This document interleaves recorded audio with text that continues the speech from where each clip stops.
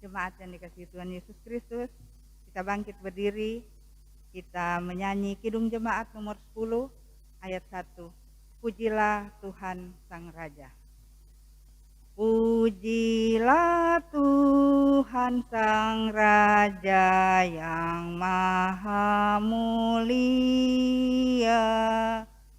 segenap hati dan jiwaku pujilah Dia.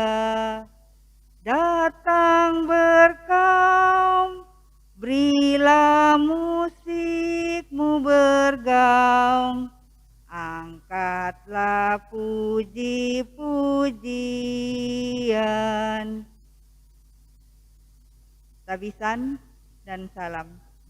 Pertolongan kepada kita adalah dalam nama Tuhan yang menjadikan langit dan bumi, yang tetap setia untuk selama-lamanya dan tidak meninggalkan perbuatan tangannya.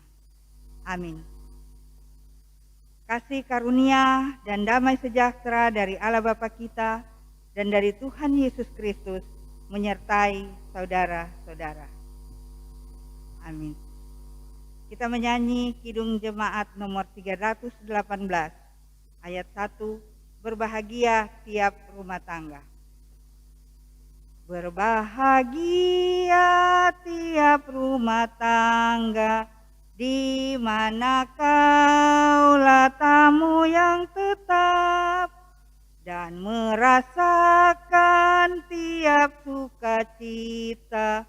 Tanpa Tuhannya tiadalah lengkap, di mana hati girang menyambutmu dan memandangmu dengan berseri. Tiap anggota menanti sabdamu dan taat akan firman yang kau beri. Silakan duduk. Marilah kita merendahkan diri di hadapan Tuhan dan mengaku dosa kita kepadanya. Kita berdoa. Bapa di surga, kami bersyukur dan berterima kasih untuk sehat kuat yang Engkau anugerahkan dalam kehidupan kami. Juga kesempatan boleh datang di hadapan hadirat-Mu yang kudus untuk mengakui semua dosa dan pelanggaran yang telah kami perbuat, baik dalam pikiran, perkataan, maupun perbuatan kami, yang telah menyakiti hati sesama kami. Terlebih kami telah menyakiti hati-Mu, Bapa. Bapa di surga, seringkali kami berusaha untuk menutupi segala dosa dan pelanggaran yang telah kami perbuat dari hadapan-Mu. Padahal kami tahu Engkau Allah yang Maha Tahu. Bagaimanapun kami menutupi segala dosa dan pelanggaran yang sudah kami lakukan, tidak ada yang tersembunyi bagimu. Engkau Allah yang mengasihi kami, namun kami seringkali tidak mengasihi-Mu, bahkan kami sering lalai dan menghindari hadirat-Mu. Kami egois serta bebal, di mana kami selalu merasa lebih benar dan hebat dibandingkan orang lain. Iri hati dan prasangka buruk yang ada di hati kami justru melukai hati orang lain, terlebih melukai hati-Mu Bapa. Ampunilah semua pelanggaran yang telah kami perbuat. Kami tahu kami telah berdosa. Bapa, ubahlah hidup kami menjadi hidup yang taat, setia dan menurut akan kehendak-Mu, sehingga kami layak ada di hadapan hadirat-Mu. Inilah doa permohonan kami yang dialaskan dalam nama Tuhan Yesus Kristus. Amin.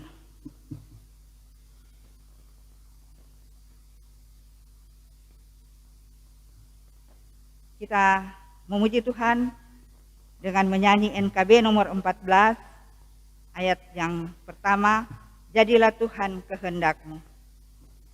Jadilah Tuhan kehendak-Mu, Kaulah penjunan ku tanahnya. Bentuklah aku sesukamu kan ku nantikan dan berserah.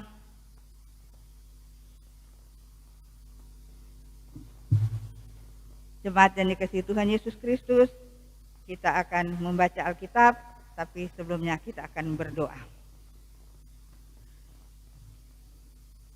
Bapa kami yang ada di surga, kami bersyukur atas kesempatan yang kami peroleh untuk membaca dan mendengarkan berita firman-Mu, walaupun melalui toa gereja dan live streaming di rumah kami masing-masing. Bapa, kami akan membaca firman-Mu, penuhi kami dengan kuasa Roh-Mu, supaya kami bisa merasakan kehadiran-Mu.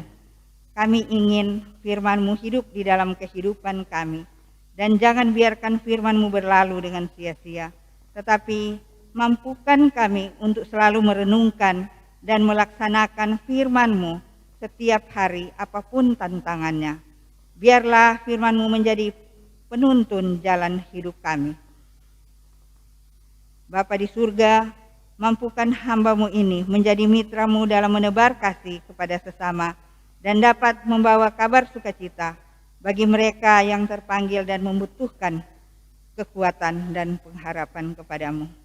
Di dalam nama Tuhan Yesus, kami siap membaca dan mendengar firman-Mu. Amin. Kita akan membaca Alkitab yang terdapat dalam 1 Korintus 7 ayat 1 sampai dengan ayatnya yang ke-16. Tentang perkawinan. Dan sekarang tentang hal-hal yang kamu tuliskan kepadaku adalah baik bagi laki-laki kalau ia tidak kawin. Tetapi mengingat bahaya percabulan, baiklah setiap laki-laki mempunyai istrinya sendiri dan setiap perempuan mempunyai suaminya sendiri. Hendaklah suami memenuhi kewajibannya terhadap istrinya, dengan demikian pula istri terhadap suaminya. Istri tidak berkuasa atas tubuhnya sendiri, tetapi suaminya demikian pula. Suami tidak berkuasa atas tubuhnya sendiri, tetapi istrinya. Janganlah kamu saling menjauhi, kecuali dengan persetujuan bersama untuk sementara waktu, supaya kamu mendapat kesempatan untuk berdoa. Sesudah itu, hendaklah kamu kembali hidup bersama-sama, supaya iblis jangan menggodai kamu, karena kamu tidak tahan bertarak. Hal ini kukatakan kepadamu sebagai kelonggaran, bukan sebagai perintah. Namun demikian, alangkah baiknya kalau semua orang seperti aku, tetapi setiap orang menerima dari Allah karunia-Nya yang khas, yang seorang karunia ini, yang lain karunia itu. Tetapi kepada orang-orang yang tidak kawin dan kepada janda-janda aku anjurkan, supaya baiklah mereka tinggal dalam keadaan seperti aku. Tetapi karena mereka tidak dapat menguasai diri, baiklah mereka kawin, sebab lebih baik kawin daripada hangus karena hawa nafsu. Kepada orang-orang yang telah kawin, bukan aku, tetapi Tuhan perintahkan, supaya seorang istri tidak boleh menceraikan suaminya. Dan jikalau ia bercerai, ia harus tetap hidup tanpa suami atau berdamai dengan suaminya. Dan seorang suami tidak boleh menceraikan istrinya. Kepada orang-orang lain, aku, bukan Tuhan, katakan, kalau ada seorang saudara beristrikan seorang yang tidak beriman, dan perempuan itu mau hidup bersama-sama dengan dia, janganlah saudara itu menceraikan dia. Dan kalau ada seorang istri bersuamikan seorang yang tidak beriman, dan laki-laki itu mau hidup bersama-sama dengan dia, janganlah ia menceraikan laki-laki itu. Karena suami yang tidak beriman itu dikuduskan oleh istrinya, dan istri yang tidak beriman itu dikuduskan oleh suaminya. Andai kata tidak demikian, niscaya anak-anakmu adalah anak cemar, tetapi sekarang mereka adalah anak-anak kudus. Tetapi kalau orang yang tidak beriman itu mau bercerai, biarlah ia bercerai. Dalam hal yang demikian, saudara atau saudari tidak terikat. Tetapi Allah memanggil kamu untuk hidup dalam damai sejahtera. Sebab bagaimanakah engkau mengetahui, hai istri, apakah engkau tidak akan menyelamatkan suamimu? Atau bagaimanakah engkau mengetahui, hai suami, apakah engkau tidak akan menyelamatkan istrimu? Demikianlah pembacaan Alkitab.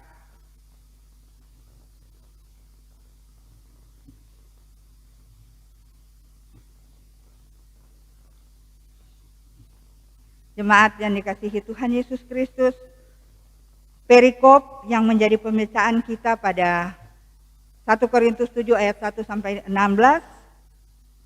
berisi tanggapan Paulus terhadap surat jemaat Korintus kepada Rasul Paulus.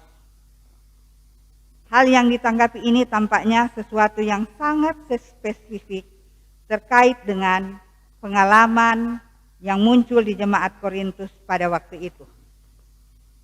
Salah satu pertanyaan yang mereka ajukan kepada Paulus adalah, haruskah seorang laki-laki itu kawin atau tidak? Dari pertanyaan itu, Paulus menguraikan sarannya kepada jemaat di Korintus bahwa sebaiknya laki-laki maupun perempuan menikah, terutama karena adanya bahaya percabulan. Mengingat praktek percabulan marak di jemaat Korintus, sehingga Paulus menyarankan sangatlah wajar suatu pernikahan yang dapat mencegah seseorang jatuh dalam percabulan. Keluarga adalah organisasi terkecil dan tertua yang terbentuk melalui pasangan suami istri. Ini sebagai jawaban amanat Allah agar manusia bertambah banyak dan memenuhi bumi. Maka lembaga perkawinan menjadi media sakral yang diperkenankan Tuhan agar manusia dapat berketurunan, jadi berkeluarga akan menjadi suatu kerinduan ataupun harapan umat Tuhan agar berkesempatan memenuhi tujuan hidup sebagaimana ditugaskan Allah. Hal ini pula yang menjadi dasar perkawinan dua insan, laki-laki dan perempuan, menjadi suami istri yang hidup kudus di lembaga yang mulia karena diberkati oleh Tuhan. Membentuk keluarga melalui pernikahan bukanlah hal yang mudah. Masa perkenalan antara seorang pria dan seorang wanita haruslah dimatangkan melalui proses yang kerap kali berliku dan penuh dengan tantangan. Tidak sedikit yang berpacaran dalam waktu lama tapi kandas dan tidak dipersatukan dalam pernikahan yang kudus. Manusia boleh berjerih payah, tetapi segalanya harus seizin Tuhan. Pernikahan adalah berkat yang dianugerah Tuhan kepada dua anak manusia agar dapat melanjutkan misi Tuhan di tengah kehidupan dunia ini.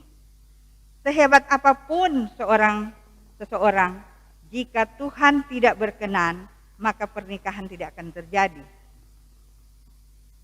Otoritas Tuhanlah yang mempertemukan pria dan wanita serta menghantar mereka dalam suatu perkawinan.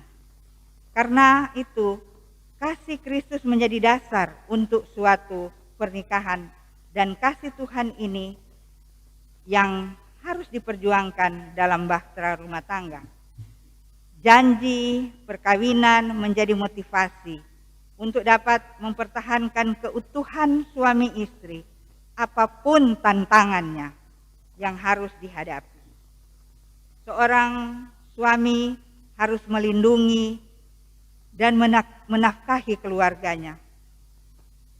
Juga suami akan menjadi kepala rumah tangga yang mengayomi kehidupan istri dan anak-anaknya dengan bertanggung jawab menyiapkan dan memenuhi semua kebutuhan keluarga.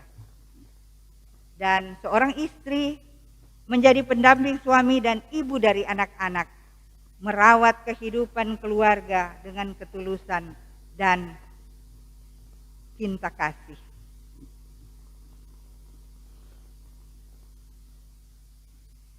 Jemaat yang dikasihi Tuhan Yesus Kristus, mempertahankan keharmonisan keluarga, termasuk ikatan perkawinan, tidaklah semudah membalikkan telapak tangan. Perbedaan karakter, sifat, dan kepribadian dari pria, wanita merupakan kenyataan yang menghadirkan perbedaan signifikan sifat kepribadian antara dua insan yang memutuskan masuk dalam pernikahan. Dan masa pacaran tidaklah cukup menggali keaslian sifat dan tabiat. Oleh sebab itu, seringkali pertikaian bahkan perceraian tidak dapat dielakkan karena kebuntuan komunikasi dari suami istri telah memperkeruh hidup keluarga sehingga sulit dilanjutkan sebagai keluarga Kristen. Sebagai umat Tuhan, kita terpanggil melanggengkan ikatan perkawinan sekaligus membina keutuhan keluarga. Rasa memiliki dan saling mencintai ditumbuh suburkan di tengah kepelbagaian latar belakang dan karakter. Suami istri secara bersama sepatutnya berjeripaya membangun kebersamaan, menumbuhkan ketenangan dan perdamaian di tengah keluarga, dan berusaha mempertahankan kekudusan dan kemuliaan yang tercipta sejak dimeteraikan melalui janji suci di rumah Tuhan. Apa yang telah dipersatukan Tuhan tidak dapat diceraikan manusia. Tidak ada pilihan bagi kita selain kewajiban mempertahankan bahtera rumah tangga sampai maut memisahkan. Jemaat yang dikasihi Tuhan Yesus Kristus, kita prihatin menyaksikan keluarga Kristen saat ini bisa ranjang, meninggalkan keluarga, berselingkuh, hingga terjadi perceraian. Ini adalah kenyataan-kenyataan hidup yang dilihat, yang didengar, dan diberitakan, baik yang berkelimpahan maupun yang terbatas dan berkekurangan. Ada kalanya mengambil jalan pintas dengan menuruti hawa nafsu sendiri. Terlalu mudah mengingkari janji perkawinan dan mengabaikan tanggung jawab sebagai suami ataupun istri ataupun sebagai orang tua, sehingga tidak sedikit anak-anak yang sebagai buah cinta perkawinan yang menjadi korban atas sikap ayah ibu yang tidak bijaksana. Tetapi tidak semua orang diizinkan Tuhan memasuki pernikahan yang kudus.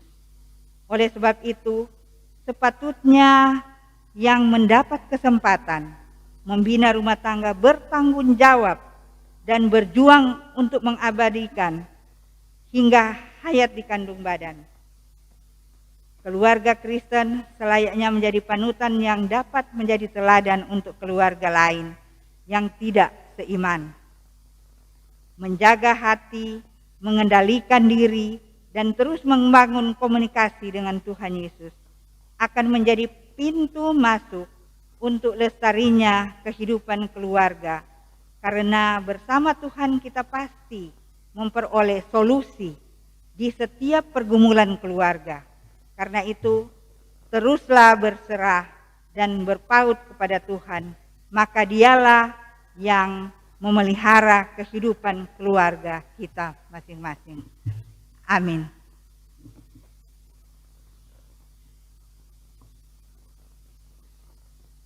Jemaat yang dikasihi Tuhan, kita akan memberikan persembahan dengan kita menyanyi NKB nomor 100. Rindukah engkau mendapat berkat Tuhan? Rindukah engkau mendapat berkat Tuhan yang penuh di seluruh hidupmu? Mintalah kepada Bapamu yang janjinya teguh menyertai langkahmu. Roh Kudus terus meluap di hatimu, karena Tuhan berpesan, bawalah bejanamu. Roh Kudus terus meluap di hatimu, pun dengan kuasanya. Mari kita berdoa.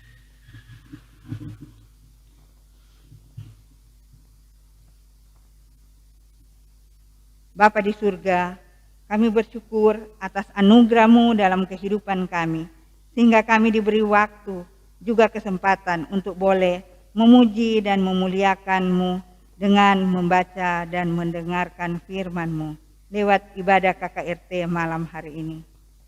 Biarlah firman-Mu akan memberi pegangan dan kekuatan dalam kami menghadapi berbagai persoalan serta kesulitan, baik itu dalam pekerjaan kami, serta kesulitan itu, baik di dalam kami mendidik anak-anak kami, baik itu masalah ekonomi keluarga kami. Bapa di surga, kami mohon, hadirlah dalam kehidupan rumah tangga kami dan bentuklah kami sesuai dengan kehendak-Mu, supaya kami mampu menjalankan hak dan kewajiban dalam pernikahan kami. Juga tuntunlah kami supaya kami dapat taat dan setia menjaga, mempertahankan kekudusan pernikahan kami. Bapa, tolong sertai anak-anak kami baik dalam pendidikannya, dalam pergaulan, dalam pekerjaan, ataupun anak-anak kami yang sedang mencari pekerjaan. Sertai mereka Tuhan, bungkus anak-anak kami dengan roh dengar-dengaran kepadamu, dan jadikan anak-anak kami penerus bangsa, gereja yang percaya akan kasih karunia-Mu. Kami mau berdoa untuk jemaat-Mu yang saat ini sedang bergumul dalam keadaan sakit ataupun dalam keadaan lemah tubuh karena lanjut usia. Tuhan kiranya menjamah setiap organ tubuh yang tidak berfungsi sebagaimana mestinya. Berkati obat-obat yang diminum dan berikan kesabaran di dalam mereka menghadapi proses penyembuhan. Bapa, seluruh proses pemulihan, penyembuhan kami taruhkan di dalam tangan-Mu, di dalam pengasihan-Mu, karena kami tahu tidak ada berkat yang lebih baik selain penyertaan-Mu senantiasa. Kami berdoa untuk saudara-saudara kami yang berhalu ulang tahun, yang berkati kiranya mereka Tuhan, pemeliharaan serta perlindungan-Mu sangat diharapkan. Kami juga berdoa untuk program gereja Gemim Bukit Muria Winangun, kiranya senantiasa boleh berjalan dengan baik. Biarlah semangat kerjasama di antara kami pelayan-Mu dan jemaat boleh tercipta dalam suatu persekutuan yang indah dan berkenan kepadamu. Kami berdoa untuk jemaat-Mu dari kolom 1 sampai 17 yang saat ini sedang mengikuti ibadah dari rumah masing-masing. Berkatilah mereka dengan kesehatan, dengan kekuatan, juga ya Tuhan, apa yang menjadi harapan dan cita-cita mereka boleh terwujud hanya karena Tuhan yang berkenan. Berkatilah pemerintah kami dari pusat hingga daerah, khususnya pemerintah Sulawesi Utara. Anugerahkan hikmat dan bijaksana yang daripadamu, agar mereka dapat membangun negara, membangun daerah Provinsi Sulawesi Utara hanya dengan bimbingan Bapa sendiri, dengan menerapkan aturan-aturan yang baik demi kemakmuran dan kesejahteraan rakyat Indonesia. Ya Tuhan, kami mohon jauhkan bangsa kami dari malapetaka bencana alam, pertikaian, perpecahan, Satukan kami Tuhan di tengah-tengah masalah perpecahan. Hanya dengan rasa persatuanlah yang bisa membuat bangsa ini menjadi kuat. Jauhkan juga pertikaian politik yang mulai memanas di penghujung pilkada nanti. Bapa kami telah memberikan persembahan. Berkatilah, layakkan, dan terimalah persembahan kami. Biarlah senantiasa persembahan ini boleh terpakai guna pelayanan-Mu di Jemaat Gemim Bukit Moria Winangun. Bapa di surga, inilah permohonan kami yang kami bawa di dalam nama anak-Mu Yesus Kristus, Juru Selamat kami yang sudah mengajar kami berdoa bersama. Bapa kami yang di surga, dikuduskanlah nama-Mu, datanglah kerajaan-Mu, jadilah kehendak-Mu di bumi seperti di surga. Berikanlah kami pada hari ini makanan kami yang secukupnya, dan ampunilah kami akan kesalahan kami, seperti kami juga mengampuni orang yang bersalah kepada kami. Dan janganlah membawa kami ke dalam pencobaan, tetapi lepaskan kami daripada yang jahat. Karena Engkaulah yang punya kerajaan dan kuasa dan kemuliaan sampai selama-lamanya. Amin. Kita akan menutup ibadah pada malam hari ini sambil kita menyanyi NNBT nomor 20. Kami bersyukur padamu Tuhan.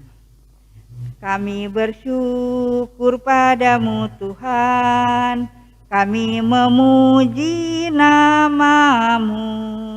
Berkat melimpah Engkau berikan bagi kami tiap hari. Kami umat-Mu Kau selamatkan.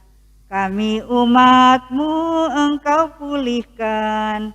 Karena kasih-Mu di dalam Yesus, kami beroleh hidup yang kekal.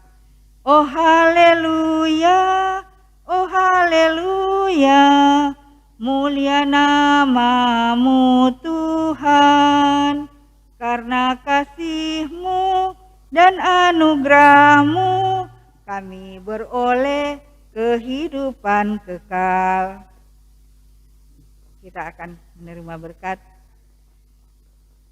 Tuhan memberkati dan melindungi saudara-saudara. Tuhan memberkati dan menyinari dengan wajah-Nya dan memberi saudara-saudara kasih karunia. Tuhan menghadapkan wajah-Nya kepada saudara-saudara dan memberi saudara-saudara damai sejahtera. Amin.